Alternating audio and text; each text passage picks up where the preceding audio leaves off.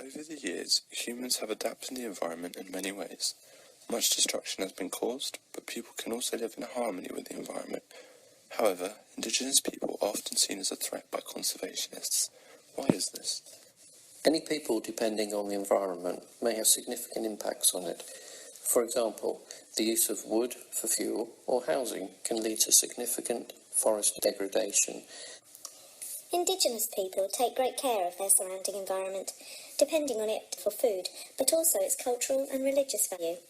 Local people share common threats such as illegal timber extraction. The importance of protecting the environment is close to these people's hearts, so they conserve it with their traditional skills and knowledge. Where local communities have been allowed to manage conservation, there is still poaching. This has resulted in legislation in certain areas requiring people to have a permit to hunt or banning them from hunting altogether. Hunting is vital for survival, and monitoring of animals in certain areas has shown hunting levels are sustainable amongst many Indigenous groups.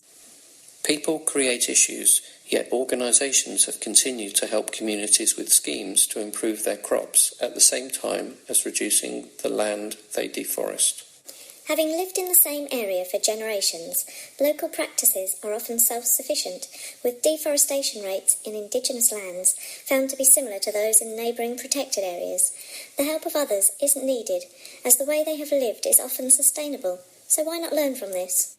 In some cases, it is best to move groups away from protected areas due to the potential threat to animals and wildlife. Many of these resettlements offer housing and support. This benefits them and may even give them a better quality of life. The Veddhas have occupied the forests of Sri Lanka for the past 16,000 years and have faced this resettlement to make way for a national park. This has violated human rights, restricting their hunting practices and access to land and resources. Why can't Indigenous groups be taken into account and respected? Indigenous knowledge is actually really important to conservation. An example of why this occurs is that in Peru, indigenous populations are actually maintaining the biodiversity of about 1,500 different breeds of potato.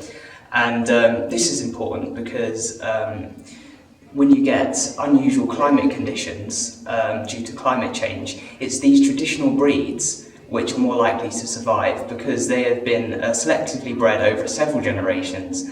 And this makes them adapted to a wide range of environmental conditions. I don't think that Indigenous people are necessarily a threat to the environment. I think they're probably more of part of the solution. This is because Indigenous technologies can be considered as perhaps more efficient ways of extracting resources from the environment without damaging it.